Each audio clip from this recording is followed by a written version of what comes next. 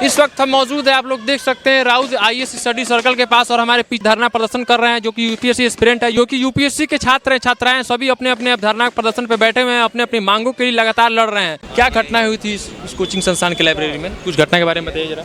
Sir ये 27 तारीख की बात है, जब यहाँ पे मैं संदीप सिंह मेरा नाम है, मैं यूपीएससी की तैयारी कर रहा हूँ। तो ये बरसात हो रही थी, रात को शाम के 5 बजे की बात है। 6:30 बजे के आसपास यहाँ पे ये पूरा पानी भर गया था कमर के ऊपर तक। तो ये गेट तोड़कर पानी अंदर जाता है, और वो बेसमेंट में जो डबल बेसमेंट है नीचे B1 B2 करके, उसमें तीन जगह से, 2 जगह से तो उसका एंट्री एग्जिट है वहाँ से, और एक एग्जॉस्ट के रास्ते से पानी अंदर जाता है। और उसमें लगभग 35 बच्चे थे, जिन्हें धीरे धीरे करके जो खाली हो गए थे, लास्ट में 15 या 20 बच्चे बचे थे, तो वो भी निकल गए थे, लेकिन 3 बच्चे उसमें फंस गए थे। तो उन तीनों को निकाला नहीं जा सका, लेट हो गया उनको निकालने में, गाड़ी नहीं आई थी। हालांकि किस कारण से उन बच्चों की मौत हुई? बच्चों की मौत तो डूबने से हुई, लेकिन यहाँ गलती सरासर MCD की है, जिसने टाइम रहते सफाई नहीं कराई बरसात से पहले। और जो बेसमेंट में कोचिंग बेसमेंट में जो क्लासेस ले रहे थे या लाइब्रेरी चला रहे थे, उनकी गलती है कि उनको बेसमेंट में क्लास नहीं लेनी चाहिए थी। और जो अथॉरिटी है जिसको ये चेक करना चाहिए था कि यहाँ पे क्लास नहीं चलनी चाहिए, वो उनकी भी गलती है। तो यहाँ सबकी अपनी अपनी गलतियाँ हैं। हालांकि उस समय MCD कहाँ थी जो आज साफ सफाई कर रही है ड्रेनेज की, तो उस समय MCD कहाँ थी, उस समय पानी क्यों नहीं निकाला ड्रेनेज? सर यही तो क्वेश्चन है जो लड़के अभी भी उनसे जानना चाहते हैं कि जब आपने ये बोला था कि हम सारी दिल्ली साफ़ कर दिए हैं, पूरे जो भी आपके ये नाले हैं, बाकी जो पानी निकलने के सोर्स हैं, सबको हमने सही क्लीन कर दिया है, बरसात आने से पहले सब सही हो जाएगा। लेकिन आपने अभी देखा है कि हर जगह पानी भर जा रहा है, वाटर लॉगिंग की समस्या हमेशा है। अभी एक जगह एक लेडी है, उसके बच्चे की डेथ हो गई है। तो ऐसे आप देख रहे हैं कि अगर ये सफाई हुई होती तो पानी निकल ही जाता। तो ये समस्या, ये क्वेश्चन अभी भी बच्चे वही जानना चाहते हैं कि MCD कहाँ थी उसमें। वैसे धरना प्रदर्शन में बैठने का आप लोग का मुख्य कारण क्या है? सर हमारी मेन डिमांड ये है कि जो जिन बच्चों की डेथ हुई है उनको कंपनसेट किया जाए, गवर्नमेंट उन्हें कंपनसेट करे, जो कोचिंग इंस्टीट्यूशन जहाँ पे डेथ हुई है वो कंपनसेट करे। और दूसरी बात ये है कि जो रिस्पॉन्सिबल है उनकी रिस्पॉन्सिबिलिटी तय की जाए। हालांकि इस पर कुछ ने गवर्नमेंट ने अभी डिसीजन लिया है, LG सर ने लिया है, दिल्ली गवर्नमेंट लिया है, हाई कोर्ट ने भी अपना डिसीजन लिया है कि मतलब चेक होगा सारी चीज़ें। अभी जांच जो है CBI को दे दी गई कि कोचिंग अथॉरिटी एक कोचिंग रेगुलेशन एक्ट बनाया जाए, जो कि हमेशा मतलब सारी कोचिंग को रेगुलेट करे, जो भी समस्या हैं उसको सॉर्ट आउट किया जाए। और चौथी बात ये है कि यहाँ पे स्टूडेंट रेगुलेटिंग अथॉरिटी हो, जो कि यहाँ के रेंट को, ब्रोकर को, यहाँ रहने के लिविंग स्टैंडर्ड को डिसाइड करे। करीब 5 से 6 दिन से आप लोग का धरना प्रदर्शन चल रहा है, क्या निष्कर्ष निकला है? इसका निष्कर्ष ये है कि लगभग 70% से 80% मांगे हमारी पूरी हो चुकी हैं। हाँ बता रहे, कंपनसेट मिल चुका है, और कंपनसेट मिल चुका है। अब बाकी जितने लोगों को सज़ा मिलनी चाहिए उसके लिए प्रोसेस चालू है, अभी जुडिशियल कस्टडी में है, दूसरे CBI जांच हो रही है, ठीक है। लेकिन सबसे महत्वपूर्ण हम लोग का एक मांग है कि यहाँ का जो रेंट रेगुलेशन है, इसके लिए MCD कुछ स्टेप ले, ये हम चाहते हैं, ठीक है। और आपके माध्यम से मैं पूरे भारत के गार्जियन और पेरेंट्स से उनको मैं ये बोलना चाहूँगा कि अपने बच्चों को यहाँ पढ़ने के लिए ना भेजें। हाइब्रिड स्टडी हमारे महामहिम जो टीचर हैं अवध ओझा सर जी के तरफ से चलाया जा रहा है, दिव्य कीर्ति सर हैं उनके तरफ से चलाया जा रहा है। तो हाइब्रिड का एक बार टीचिंग का वो लोग मज़ा ले लें, घर पे बैठ के पढ़ें। और सबसे ज़्यादा जुल्म यहाँ पे लड़कियों के साथ होता है। 25 से 30 हज़ार रेंट वसूला जाता है। वो इतनी बेवकूफ़ है लड़कियाँ यहाँ की, आते ही 25,000 दे देती हैं। रूम भी इतने छोटे छोटे, वो बहुत छोटे छोटे हैं, जिसमें जैसे लगता है कबूतरों के खाना है, ये चीज़ है, ठीक है। आधा तो पहले ब्रोकर ही ले लेते हैं। ब्रोकर खैर हमारे पैसों पे जी रहे हैं, यहाँ के ऑनर भी हमारे पैसे पे पल रहे हैं, तो खैर हम इनको कुछ बोलना नहीं चाहते हैं।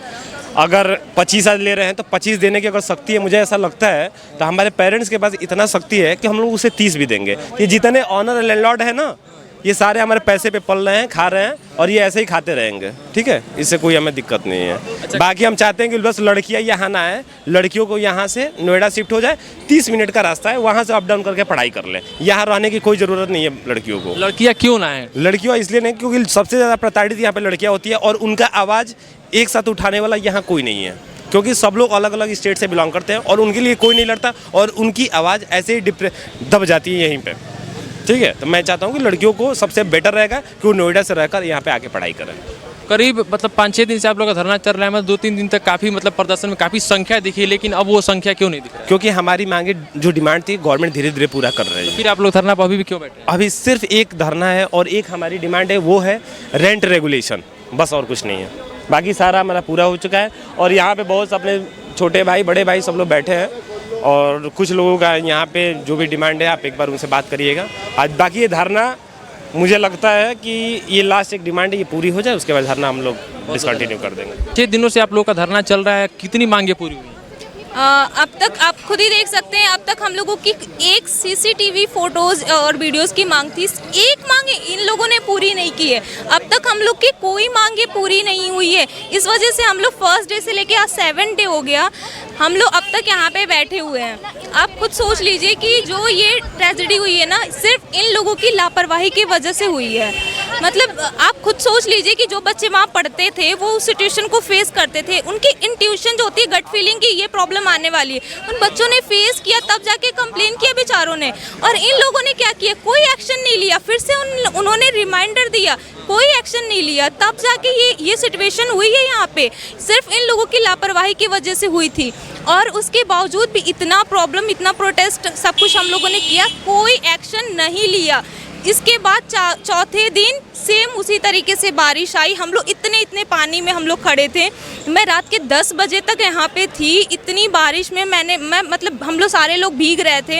इन लोगों ने क्यों कोई एक्शन नहीं लिया? जब फिर से सेम सिचुएशन आई तब जाके इन लोगों ने एक्शन लिया, तब जाके उसके सुबह वाले दिन आए ये लोग और एमसीडी वाले ये सब हटा के पानी निकालने की कोशिश किया इन लोगों ने। मतलब कि एक बात बताइए, इन लोगों को इंस्टेंट कुछ भी समझ में नहीं आता है। मतलब प्रॉब्लम हो जाने के बाद ये लोग एक्शन लेते हैं।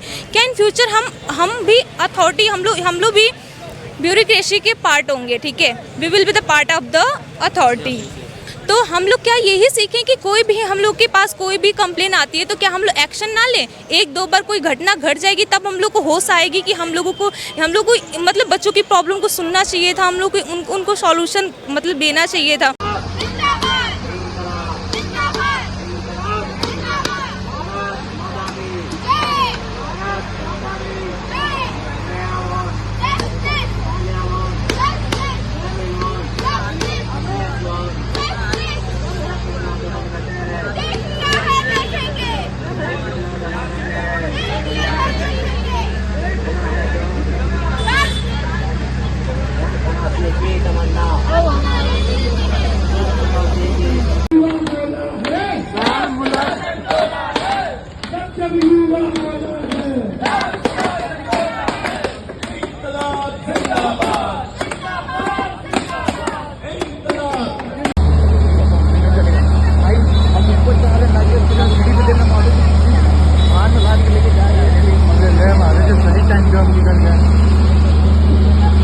तो आप क्या सोचते हैं इनके बारे में? क्या जो घटना हुआ, क्या वह घटना सही था? क्या उनके परिवार वालों को मुआवजा नहीं मिलना चाहिए? क्या उनके परिवार वालों को सरकार को नहीं करना चाहिए? बाकी मैं यादव सर, आप